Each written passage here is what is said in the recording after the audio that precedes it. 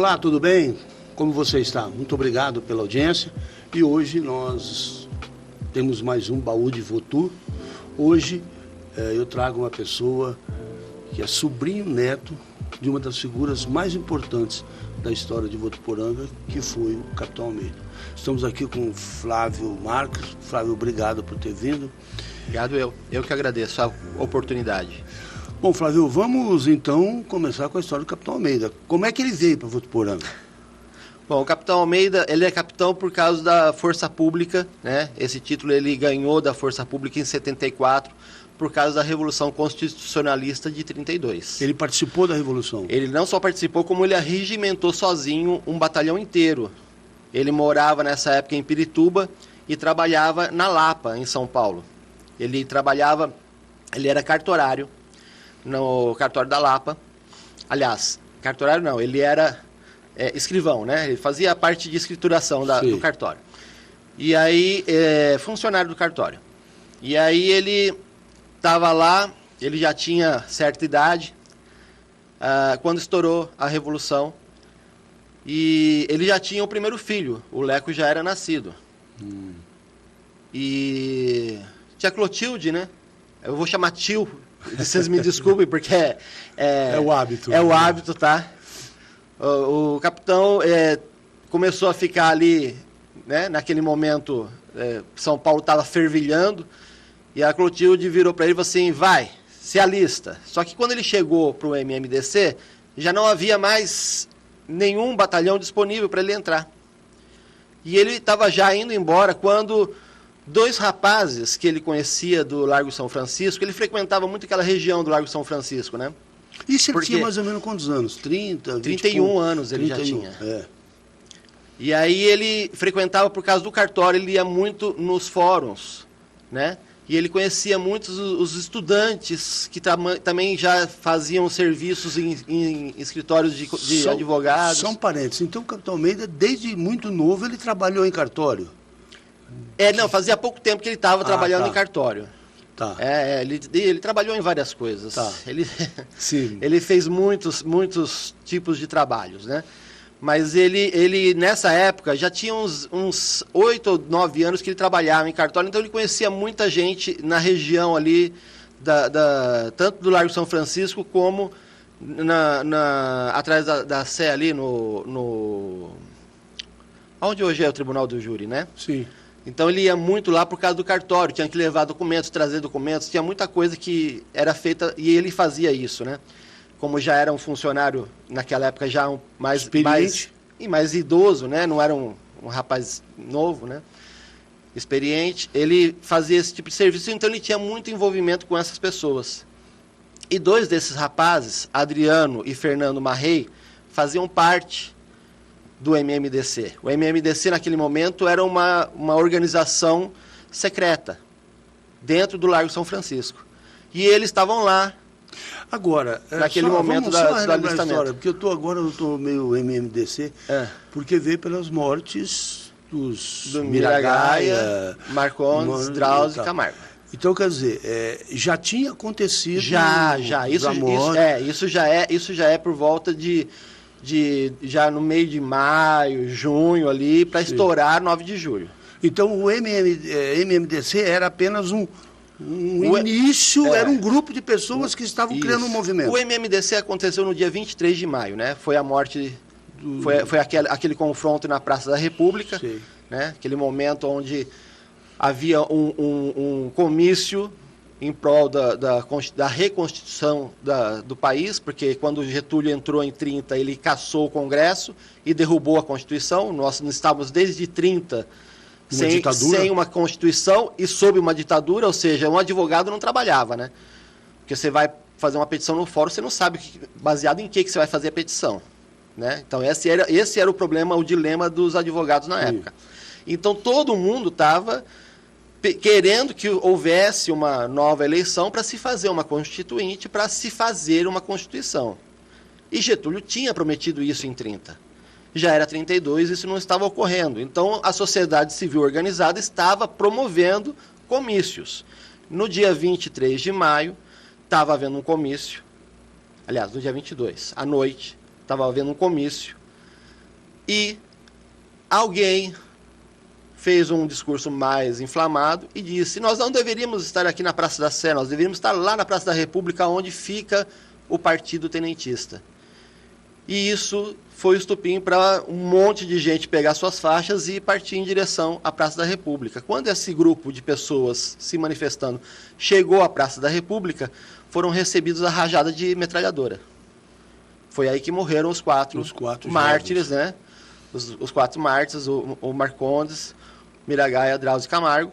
E aí virou uma guerra. A madrugada, São Paulo, o povo enlouqueceu, o povo saqueou lojas de caça e pesca para se armar.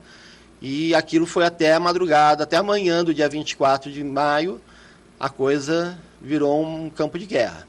Só acabou quando o povo conseguiu invadir a sede do Partido Tenentista e aquilo...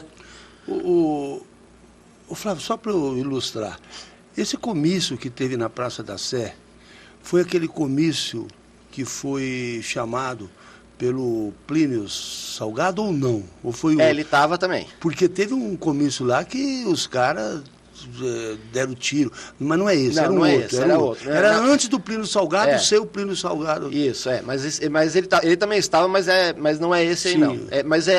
O problema todo era que havia no Brasil, naquele momento, uma insegurança jurídica. Sim. Né? Você não sabia o que valia, o que não valia. Era como você chegar e dependia se você era amigo do Getúlio ou não. Amigo do rei. Se era amigo do rei, você tinha todas as benesses da justiça. Se não... Então o advogado não tinha como trabalhar. Ele não sabia se o cliente dele ia ser bem recebido na justiça ou não. E aí isso provocou todo esse movimento. Aí estourou isso e o capitão, 31 anos, mas ele já tinha um filho. E ele estava desesperado. E aí quando ele chegou lá no MMDC, com a autorização da dona Clotilde, ela viu que ele estava desesperado, ela falou assim, vai lá, se alista. E ele falou, mas e aí você e a criança? Não, eu me viro. Fica tranquilo. E vocês estavam morando em? Pirituba. Pirituba. Nessa época, ele estava como fiel depositário de uma chácara em Pirituba. Como ele era funcionário já há algum tempo do cartório, tinha tido um problema lá com essa propriedade, e o juiz, o cartório era vinculado à justiça, muito próximo da justiça naquela época. E o juiz delegava para os funcionários do judiciário e dos cartórios para ser fiel depositário. E ele ficou como fiel depositário desse imóvel. Lógico que depois, quando o processo se desenrolava e chegava, ele ia a leilão e o fiel depositário tinha uma comissão ou a opção de comprar. Ah, tá. Ele era o primeiro... Tá. Como ele estava cuidando, ele tinha a opção de comprar, né? Aí, nesse momento, ele vai fazer o alistamento dele, mas já estava fechado. Não tinha mais batalhão para ele, de mistos ou civis para ele entrar. Já era quase 9 de julho, faltava 20 dias para estourar 9 de julho. E aí ele encontrou o Fernando e o Adriano, e ele estava saindo, e eles falaram assim, ô Leônidas, você está fazendo o que aqui? Ah, não, eu vim aqui, mas não tem mais batalhão para eu entrar? Não tem, mas você pode abrir um. Ele, como assim eu posso abrir um? Não, você pode arregimentar um. Se você conseguir arregimentar um batalhão até dia tal, você... Aí ele falou, como é que eu faço isso? Aí eles foram lá e deram uma outorga para ele. Aí ele fala assim, você vai precisar só de um lugar para você... Na época ele não era capitão, ele era só o Leônidas. Era só o Leônidas Pereira de Almeida. E aí você vai arregimentar um batalhão, só que você vai ter que ter uma sala para você poder trabalhar esse batalhão. Daí, ele já tinha sala, porque ele era muito amigo do diretor do Colégio da Lapa. E ele chegou para o diretor do Colégio da Lapa e falou assim, você não tem uma salinha onde eu possa fazer o alistamento do meu batalhão? Explicou para o amigo. O amigo até falou assim, você é louco, né? Você vai entrar nisso daí? Bom, te arruma a sala. Deu a sala para ele e ele começou a juntar. Chamar gente. Ele colocou nisso daí todos os cunhados dele. O Afonso Van Hout, que vocês conheceram, que veio para Votuporanga. O os maridos de 3 irmãs, né? O marido da Feliciana, da Ciana, da Ciana, da Tiotília, o Canabrava, tem mais, não vou lembrar agora de cabeça, enfim. Mas era só pro forma também, né? Era só para ter o batalhão, ou eles tiveram que... Não, eles foram todos. Então ele convenceu realmente. Nós colocamos 6 parentes no batalhão. O batalhão tinha muito mais homens, né? Sim. Mas foram 6 da família. Era ele, o irmão dele, o Cabo Mauro, o primo, Salvio Ribeiro Duval, que era o sargento. Tinha os 3 cunhados. Tinha o Canabrava, que era cunhado dele, que era agrimensor, que esse tinha patente, porque já tinha curso superior. Tinha o outro que foi contador aqui em Votuporanga, que era marido da Ciana, que também tinha curso superior, que na época era considerado superior, também tinha patente. O filho dele, quer dizer, o Afonso... Mas o Leco já tinha idade para... Não, o Leco não. O filho do marido da Ciana. Entendi. Não o filho do capitão. É porque a Ciana casou com o tio Alberto, o Alberto Soares. O Alberto Soares já tinha todos os filhos. A Ciana adotou todos os filhos dele. Ele era viúvo. Então, o filho dele mais velho foi com ele para a Revolução. Entendeu? Então, foram vários primos, cunhados, que se alistaram junto no batalhão. E ele formou o batalhão em 7, 8 dias. Foi muito rápido. E aí o treinamento deles foi mais rápido ainda. E eles foram... A sorte deles é que eles foram designados para ficarem anexos, né, ao batalhão da cavalaria, que hoje é o 9 de julho, né? Mas eles foram para o fronte? Foram, Eleutério, Itapira. Aliás, eu já estive em Eleutério. É de arrepiar aquele lugar. Porque Eleutério é um lugar que causou um problema muito sério para a Revolução, porque foi de lá que partiu a bala que feriu o filho do Getúlio, que estava nas forças federais, né? E isso causou... Aí vamos chegar onde você queria. Como é que o capitão veio para Votuporanga? Passada a Revolução, acabou a Revolução, São Paulo perdeu, foi assinado o armistício lá em outubro, né? E o armistício dizia o seguinte: só vai ser preso militar. Quando chegou o trem vindo de Itapira, e de Eleutério principalmente, eles começaram a prender todo mundo, indiscriminadamente. Alguém que estava em Eleutério, dos militares, quando viu que o batalhão Rio Grande do Norte estava sendo preso, falou assim, Então, quer dizer, a ação da prisão deles veio de Minas. Sim, era o pessoal de Minas. Eles voltaram na retirada. Quando eles se retiraram de Eleutério, eles chegaram em São Paulo, já estava tudo definido. Eles foram recuando, né? O armistício foi assinado e eles já estavam em Campinas. Sim. Porque ali naquela região, quando estourou o morro do Gravi, em Itapira, eles tiveram que recuar. Porque eles perderam a batalha naquele flanco, então todo mundo teve que recuar. Quando eles passaram com o trem, as forças federais invadiram Itapira. Ah, tá. Naquele momento, acabou o fronte ali em Itapira, porque o pessoal do lado do Morro do Gravi não conseguiu segurar as forças federais e a coisa... Por isso é que eles não viraram prisioneiro durante a batalha. Entendeu? Aí o capitão conseguiu... Aí eles voltaram para Campinas, ficaram em Campinas. Quando o armistício logo depois saiu, eles voltaram, mas o capitão fez uma coisa. Como o trem passava praticamente do lado da chácara dele, em Pirituba, ao passar com o trem, ele fez o maquinista parar o trem e desceu todo o armamento do batalhão dele. A Lourdinha... Lourdinha não, desculpa. A Lourdinha é do... A Lourdinha do Capa Preta. Do Capa Preta. A Hermenegilda. A Hermenegilda era a metralhadora que o batalhão tinha. E a Lourdinha do... eu confundo os nomes. A Hermenegilda e todos os fuzis. Só ficou com eles as pistolas. para ter o que entregar na Estação da Luz. E ele amoitou isso no meio do mato, como ficava a poucos quilômetros da propriedade dele, eles amoitaram isso no meio do mato, voltaram para o trem e seguiram viagem. Quando chegou na Luz, ele foi preso ali naquele momento. Só que aí um oficial do batalhão da cavalaria falou, esse pessoal aí do Rio Grande do Norte é todo mundo civil. Eles não podem ser presos. Não está no armistício lá que só militares? Só nós podemos ser presos, os civis não. Aí eles foram liberados. Ele não chegou a ser preso por isso. Mas o Getúlio Vargas tinha uma polícia secreta. Sim.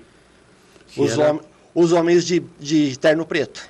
Que era uma polícia violenta. E aí, o que aconteceu? O capitão voltou para a vida dele, morando em Pirituba, trabalhando no cartório. Algum tempo depois, 4, 5 anos depois, ele sofreu um atentado em Pirituba. Ele estava dentro de casa e acertaram um tiro nele, pela janela. Deixa eu só fazer um parênteses. Porque o capitão Almeida aqui em Votuporanga, ele teve uma vida política muito grande, muito forte. Ele era um grande...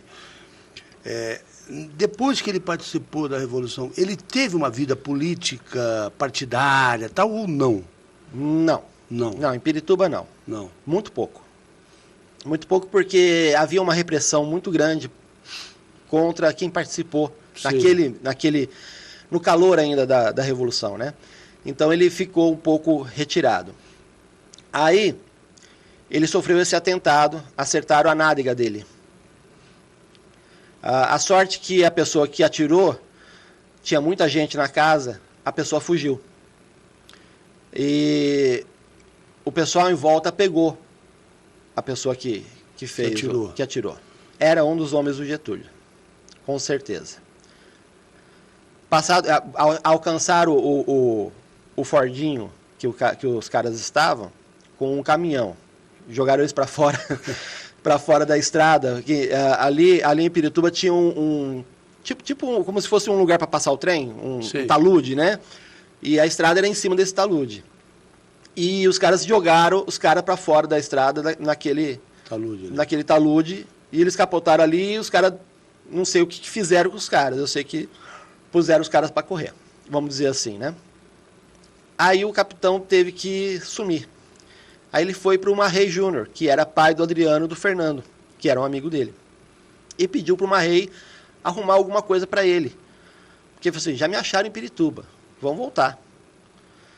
Aí o Marrei falou assim, no momento eu só tenho uma coisa, zelador da fazenda Ipanema, onde tem a fábrica de armamentos do Brasil Império da Guerra do Paraguai.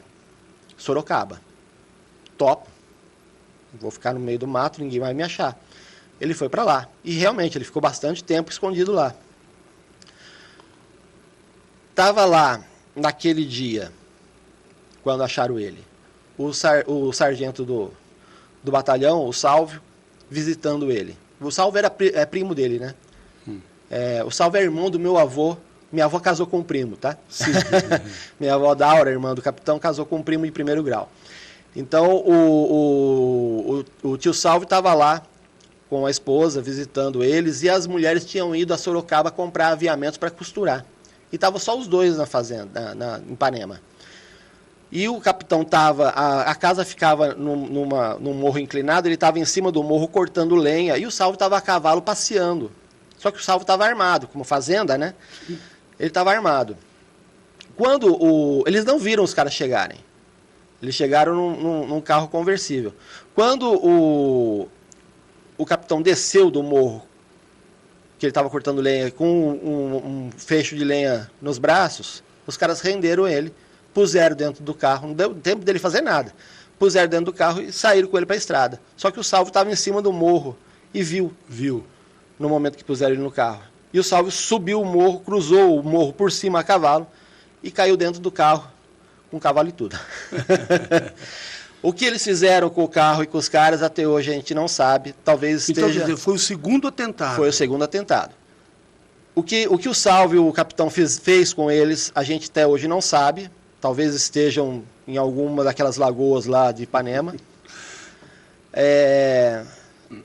Aí ficou aquela situação, o capitão foi para São Paulo, procurou de novo o Marrei, falou, seu Marrei, me acharam de novo, me arruma alguma coisa para eu sumir, por que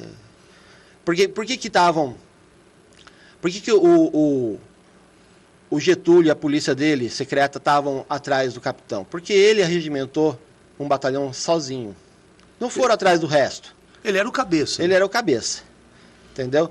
E como o filho do Getúlio foi acertado com um tiro partido de Eleutério, para ele podia ser qualquer um. Né? Podia ser os homens do batalhão 9 de julho, como podia ser qualquer... Então ele queria os cabeças. Então por isso que estavam perseguindo ele. Aí ele foi pro Marrei Júnior, que na época era de novo secretário de Justiça do Estado, né? Quando ele deu a ortoga para ele ser o zelador, já era secretário. O Marrei Júnior, ele era uma sumidade no direito, né?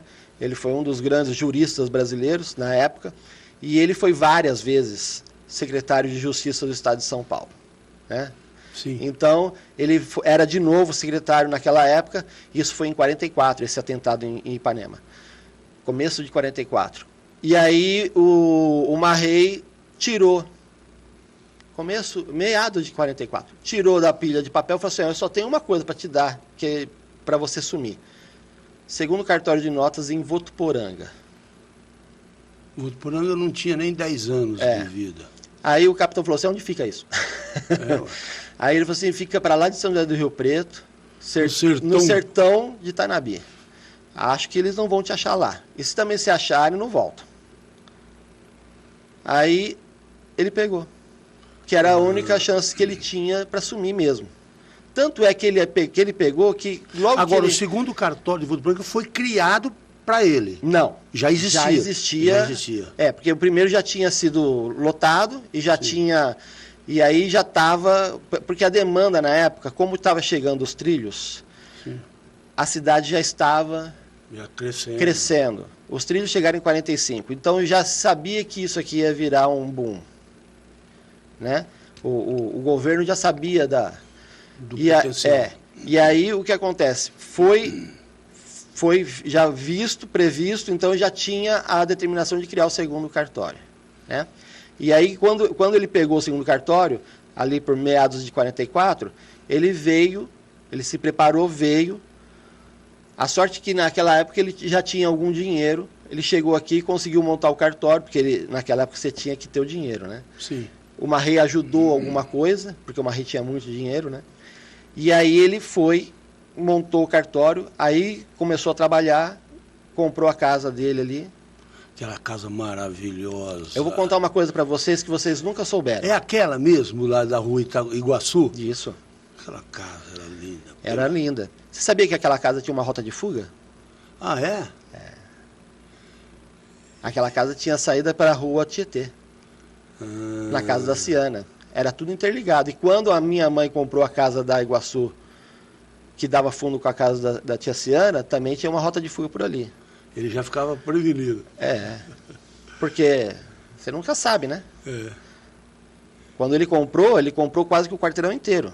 Não, nossa, aquela casa é linda. Entendeu? Bom, e aí então ele montou o cartório. Ele montou o cartório e começou a trabalhar. Aí ele começou a trazer. Ele trouxe o cunhado dele, o Afonso, trouxe a tia Ciana e o Alberto, que o Alberto também sofreu uma certa perseguição.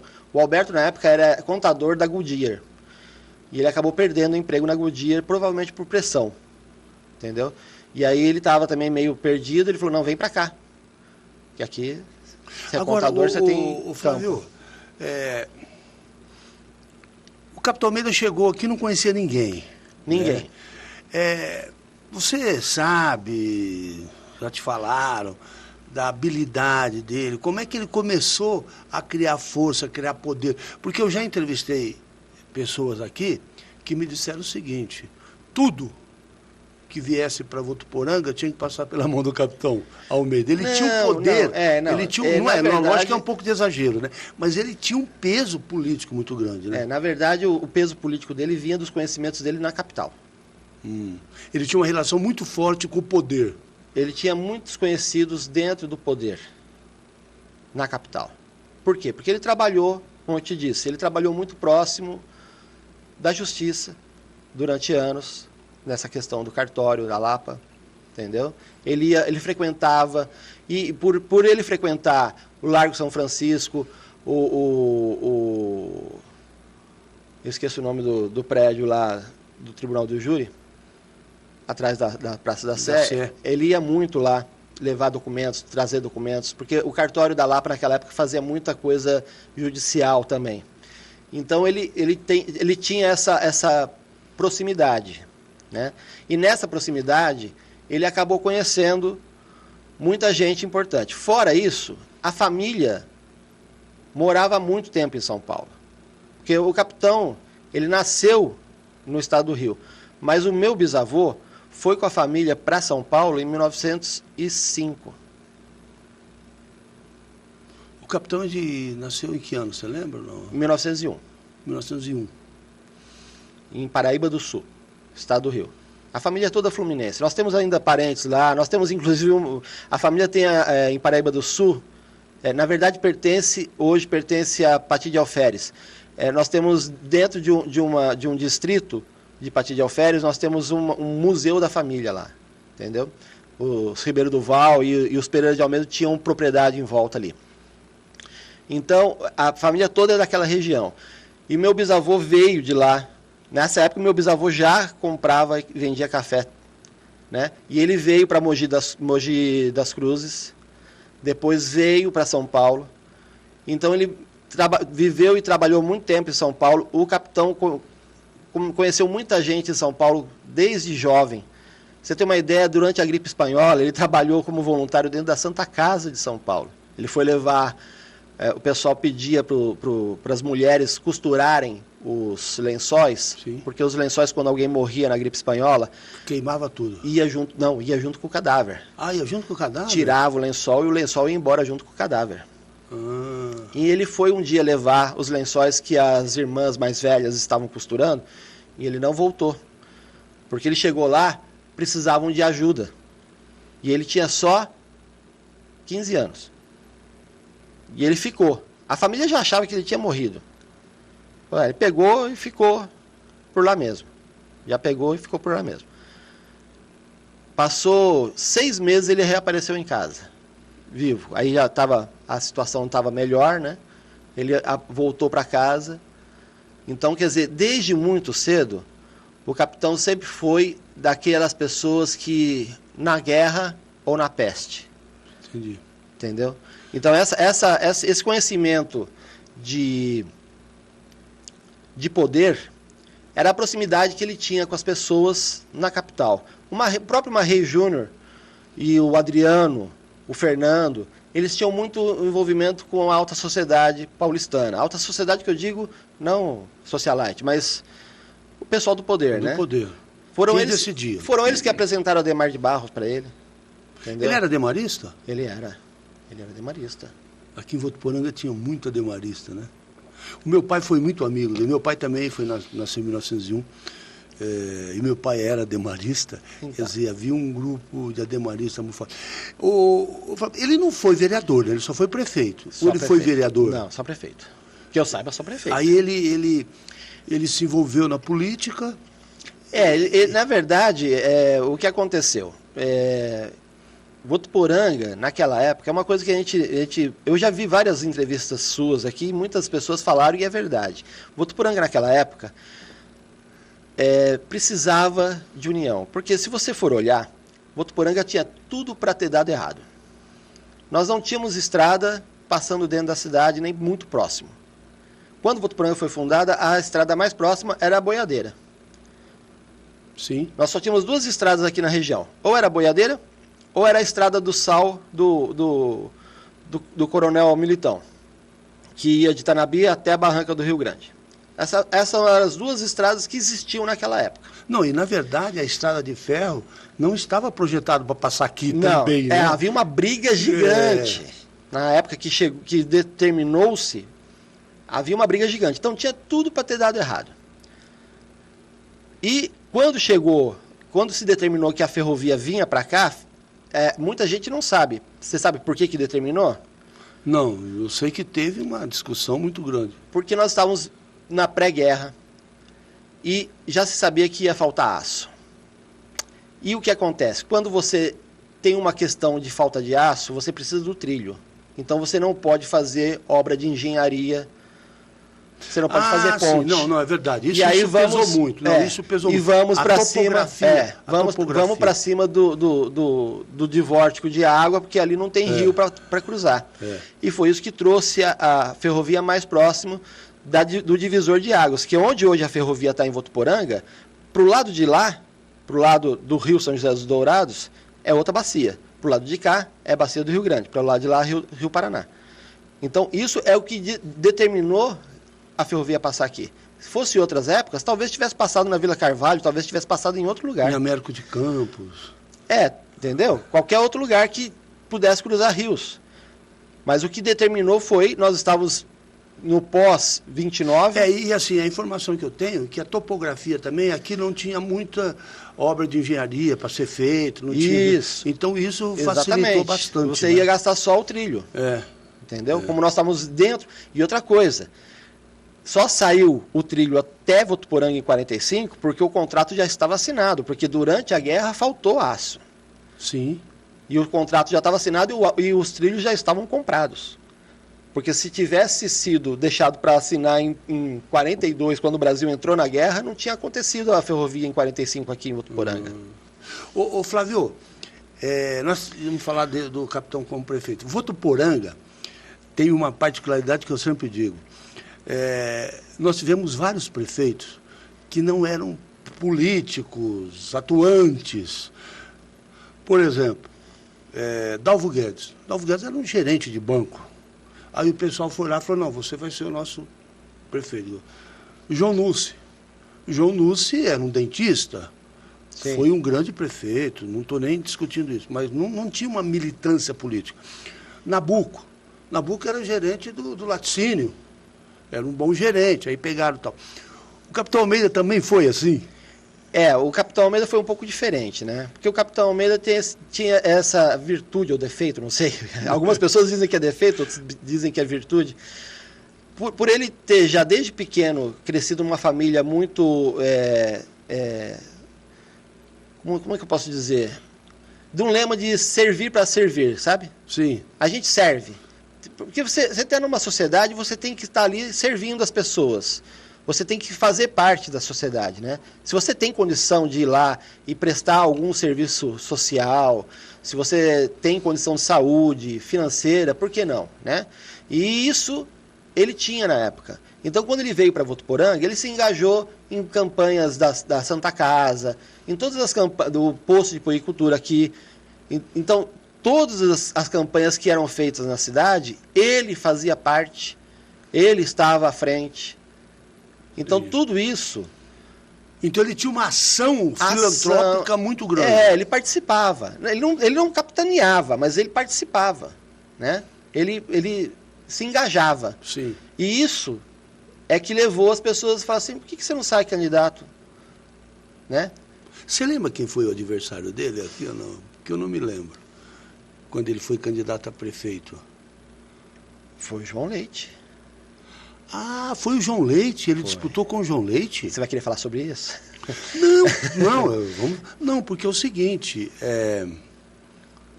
a história que eu sei do João Leite é que teve aquele problema, ele acabou sendo preso. Isso foi justamente depois que... Aí ele voltou, né? Ele teve a... Não, o João Leite teve assim, o João Leite teve o primeiro mandato que era outorgado, né? Sim. Aí teve a eleição com o capitão, que foi a eleição por voto. E ele perdeu. Aí ele voltou... Perdeu do capitão Almeida? Em 51 ele perdeu do capitão Almeida. Aí ele voltou e disputou, eu não lembro quem que era em 50 e... Bom, aí o João Leite volta. Em 55 ele disputou, não lembro com quem que era. Não vou lembrar agora. Aí ele volta eleito. Aí dá aquele problema que ele sai preso. Entendeu? Mas ele disputou com o capitão em 51. Eu te mandei um material, que é a musiquinha da campanha do capitão. Sim. Mas então, então quer dizer, por capitão ganhar do João Leite, ele tinha um grande apoio da sociedade. Porque o João Leite tinha sido prefeito, né? Sim. Então ele já... Agora,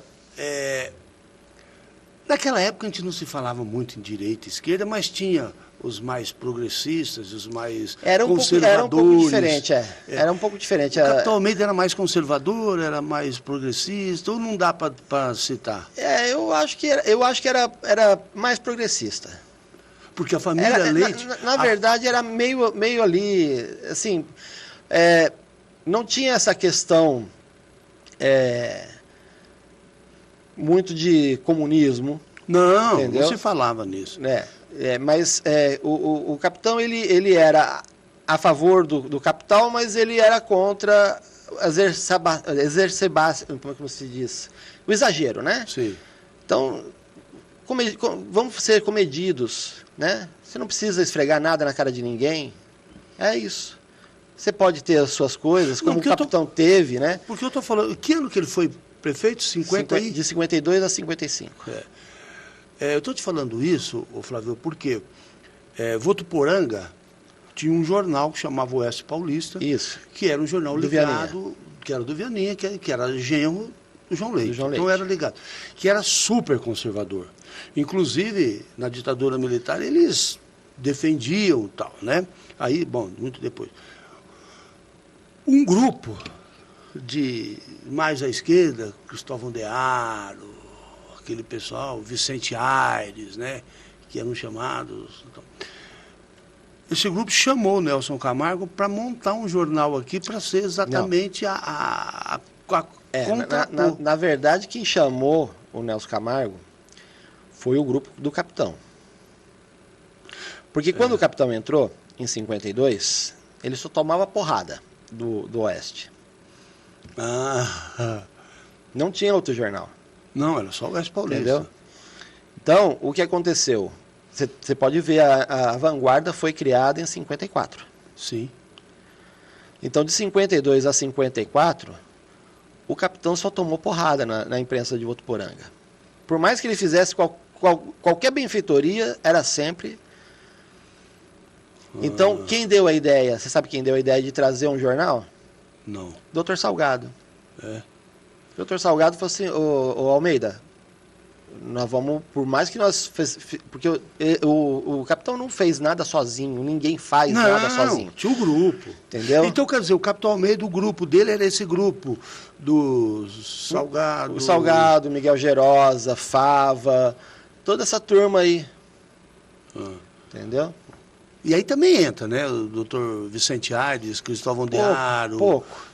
Bem pouco. Era um grupo mais... Esse pessoal era um pouco mais radical. Sim. Era mais o pessoal do centro-esquerda, né? Sim. Vamos dizer assim. Um pessoal mais equilibrado. Porque o pessoal, tinha um pessoal muito radical e tinha o pessoal mais equilibrado. Nós tivemos aqui o seu Mário Longo, que era um comunistão, né? Ele foi vereador, foi caçado, foi preso e tal. Mas tinha o pessoal mais tranquilo, vamos dizer. Então, tinha os sociais-democratas, né? Vamos dizer assim. O doutor Ultimato Fava nunca foi um comunista, ele era um... Isso. Ele era um... não tinha como ser comunista porque eram todos maçons. O capitão Almeida era maçom? Ele é um dos fundadores da Loja 50. A Universal 50 foi ele é um dos fundadores. Ele era Aristide Galo, pessoal. Entendeu? Então, esse pessoal mais radical nem frequentava a roda. Bom, o Nelson Camargo foi o seguinte. O Nelson Camargo foi uma pessoa que foi indicada, se eu não me engano, pelo Saô. Quem? Saô, Sebastião Almeida. Alguém foi lá em Tanabi falar, Sebastião, a gente precisa de alguém intelectual, que saiba. E aí ele indicou o Nelson, que o Nelson já trabalhava com rádio. Com gráfica, com gráfica, ele tinha uma gráfica lá. Mas ele participava da rádio em Tanabi. Ah, é? Ele fazia alguma coisa na rádio em Tanabi lá. E ele falava muito bem e escrevia muito bem. Muito. E aí alguém falou assim, ó, o Saul falou para ele assim, ó, só conheço um rapaz aqui que talvez tope. E indicaram o Nelson Camargo. E foram conversar com o Nelson. O Nelson, no princípio, falou, não, eu não tenho dinheiro para fazer isso. Não tenho, eu estou aqui vivendo numa situação, não tem como sair daqui de Tanabi e montar um jornal em Votuporanga, vocês estão loucos. Aí, o que eles fizeram? Não, a gente te apoia, a gente garante que você vai decolar. Segundo o filho dele, o Danilo, que esteve aqui, diz que ele teve um padrinho, que era um poeta, que adorava ele, que pagou os estudos dele, e ele ajudou muito também o seu Nelson para vir para cá. Sim. Aí ele trouxe a gráfica Bandeirantes. Com certeza o Nelson, ele levou um tempo, porque isso aí foi 53. Ele levou um tempo para até aceitar, não foi assim, papuf. Foram lá conversar com ele em 53. Quando ele decidiu e veio, foi em 54. Então, quer dizer, levou um tempo para ele formular na cabeça dele. O pessoal falou para ele, não, se você for, a gente tem um monte de gente que vai anunciar no seu jornal. A gente garante. Então, quer dizer, o pessoal pôs uma base nele, né? E aí que ele veio. Mas até ali, e qual que era a intenção? Não era passar a mão na cabeça do capitão. Era fazer um jornalismo imparcial. Sim. No mínimo imparcial. Contrapor o grupo. Não. Que era, se tivesse errado, era para dar porrada também. Sim. Mas imparcial, né? Porque não tinha. Flávio, aí o capitão Almeida foi prefeito, não tinha reeleição na época, né? Então ele teve que deixar. E também acho que ele não ia querer. Aí ele nunca mais... né? Ele nunca mais quis. Porque era muito difícil. Você tem uma ideia, o capitão entrou com um capital na prefeitura e saiu sem ele. É mesmo? Acho que até a tia Clotilde não deixou ele mais... Foi ela que não deixou ele, entendeu? Foi ela que não deixou ele... Você tem uma ideia, ele tinha um Mercury quando ele entrou na prefeitura, ele saiu da prefeitura e ele não tinha mais o Mercury. E ele nunca quis ser candidato a deputado, essas coisas, né? Não. Quer dizer, a vida política partidária, assim, tal, se resume... A ser prefeito. Aí depois, ele tinha nos bastidores. Ele ficou nos bastidores, ele trouxe muita coisa para Votuporanga, né? Eu tive em 2012... né, com o neto do Marrei Júnior, o filho do Adriano Marrei, o Luiz Antônio Guimarães Marrei. Lá, ele era, na época, secretário da Casa Civil, em São Paulo. Estive lá no Bandeirantes. E, conversando com ele, ele falou, você sabe que o meu avô comprou e doou o terreno da Santa Casa? Eu falei, não. Aí ele me contou a história.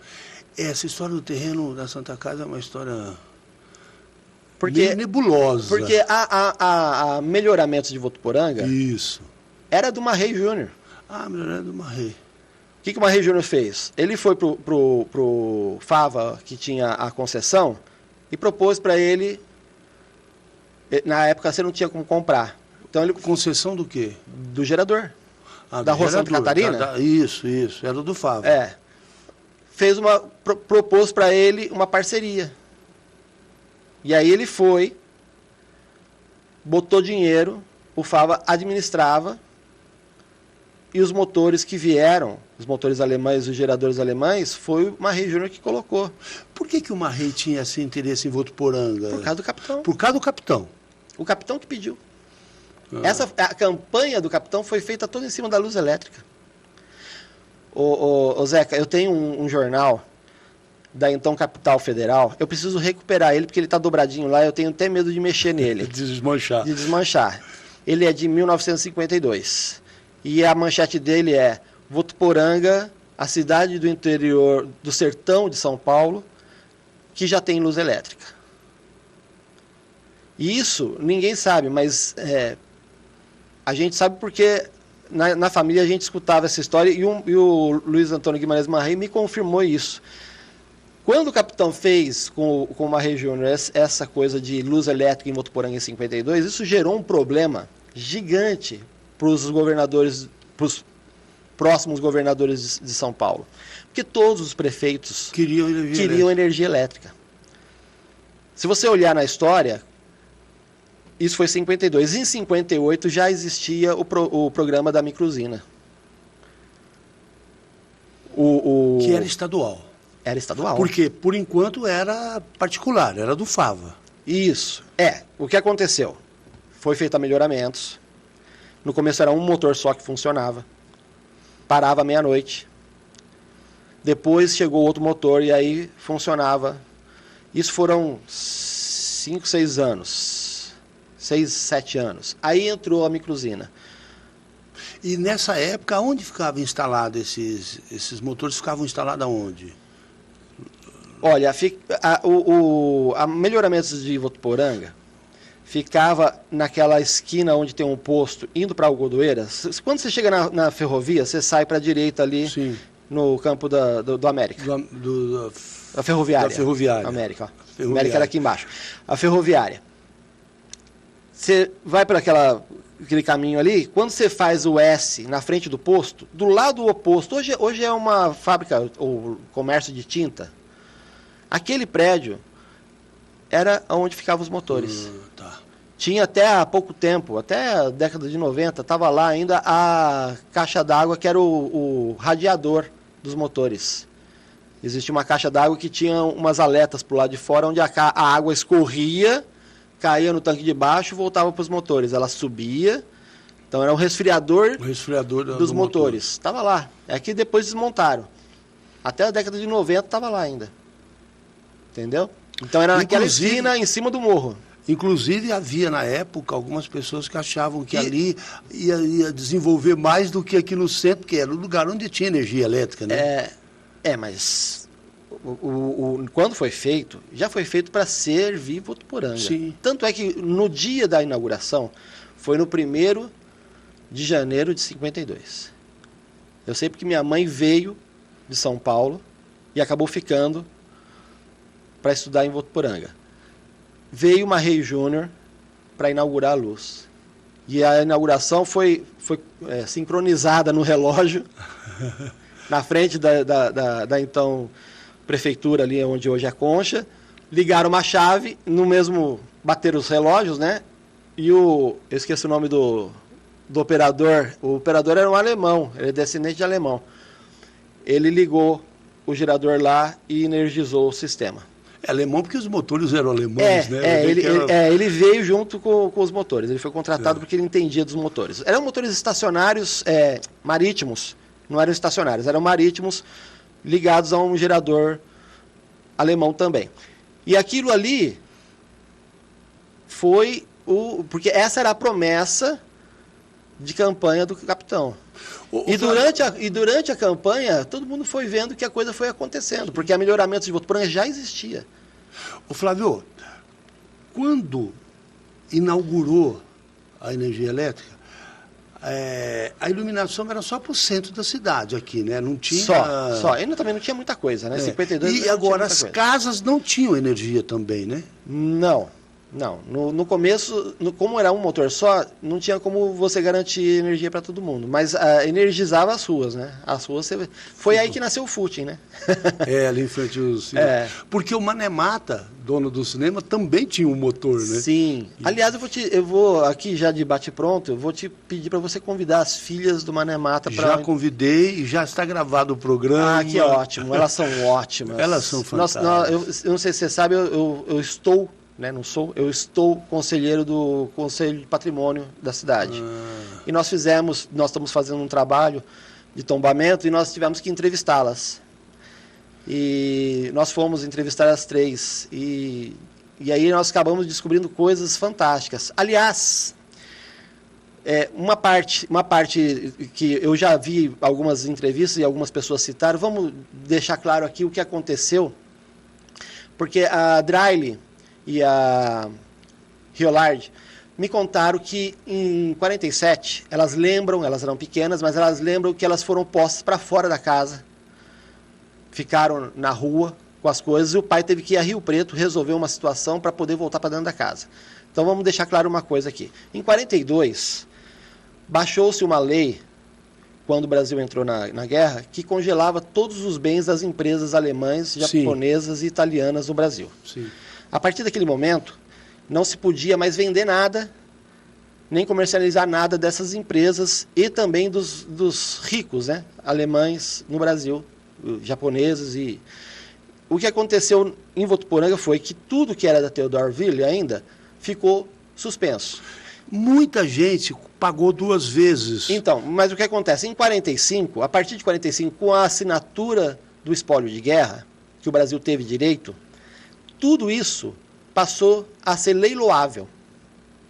Foi assim que o Marrei Júnior comprou o terreno da Santa Casa, o terreno onde foi montada a usina da Melhoramentos, de Votuporanga, e parte do terreno onde hoje é São João, que era um empreendimento imobiliário dele com mais um parceiro de São Paulo, que também comprou uma outra parte.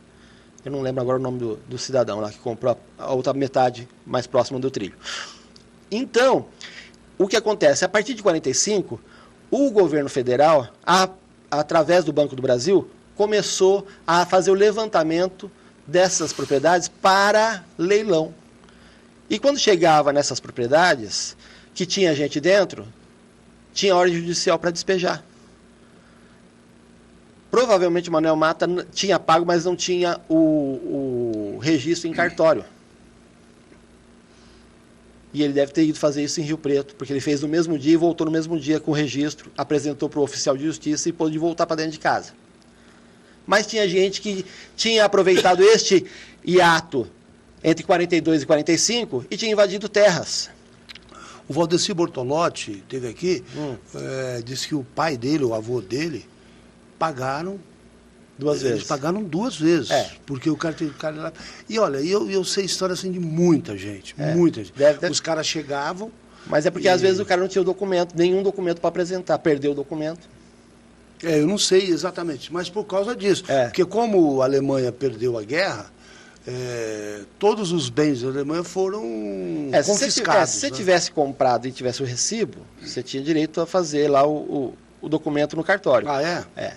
Mas o que acontece? Aí em 47, 48 e 49, o Estado teve que fazer uma força-tarefa. Tanto é que o cartório do capitão nessa época trabalhou muito.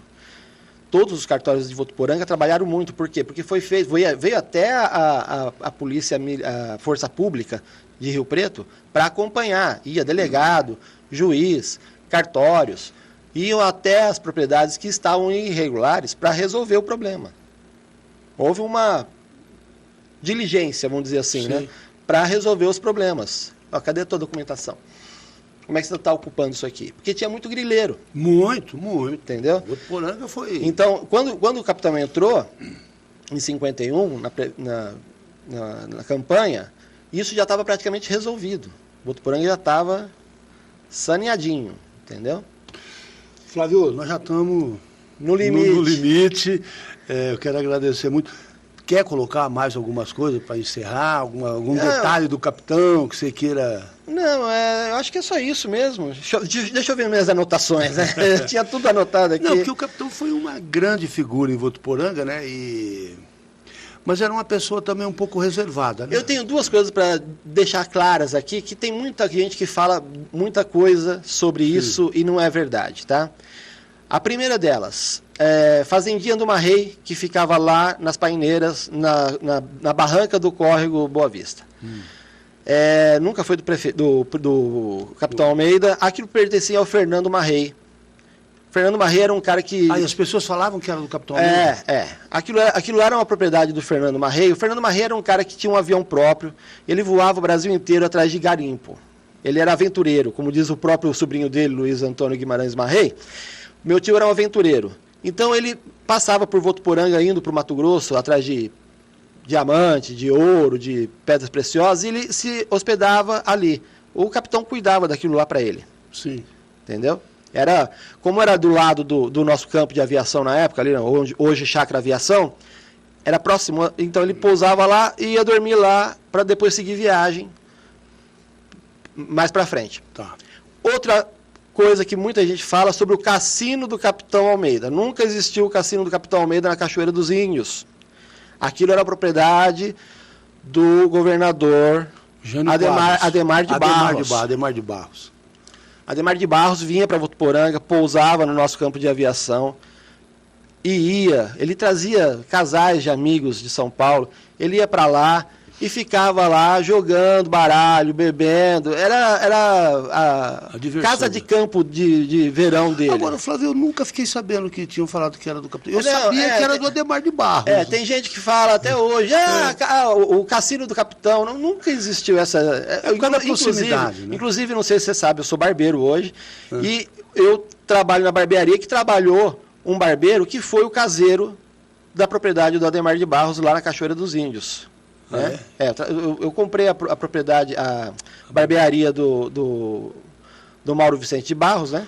O mestre. Mauro. E trabalhou com ele o Juracy dos Santos. O Juracy dos Santos foi o caseiro daquela propriedade e ele me falou pessoalmente, falou assim, não, nunca houve cassino lá dentro. Eram os casais, amigos do Adhemar, que vinham, mulheres, homens, e ficavam hospedados lá e ficavam jogando. Mas que era famoso, que era cassino, era. Famoso, As pessoas são cassino do... então são duas coisas que muita gente fala e que nunca foi. Não foi verdade. Entendeu? São as fake news. São as fake news da época. Zeca, muito obrigado. Muito obrigado a você. Você sabe que a gente vai ter que gravar mais um, porque tem mais dois, né? Porque tem ainda a família Marques e ainda temos que falar sobre a Vila Carvalho e a Boiadeira. O próximo programa vai ser da família Marques. Muito obrigado. Muito obrigado e foi muito legal você contar a história do Capitão Almeida, que é fantástica. Muito obrigado. Bom, e por aqui nós terminamos mais um Baú de Votu. Muito obrigado mais uma vez pela audiência e nós voltamos na próxima semana com mais um bate-papo com o Flávio. Até a semana que vem.